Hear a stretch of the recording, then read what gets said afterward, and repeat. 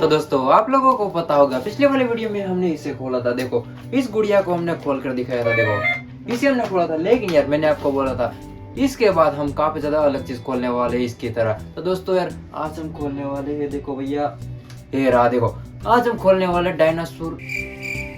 Dinosaur को खोलने वाले। देखो भैया ये है 4 पैरों वाला डायनासोर जो कि एक जिराफ से कंपेयर करता है। देखो भैया एकदम जिराफ की तरह हमारा डायनासोर है। आज हम इसे खोलने वाला है, इसके अंदर का मैकेनिज्म भी देखेंगे और ये कैसे वर्क करता है सभी मैं आपको दिखाने वाला हूँ, इसलिए वीडियो को पूरी देखना।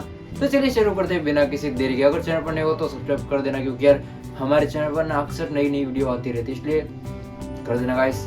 तो चलिए शुरू करते हैं।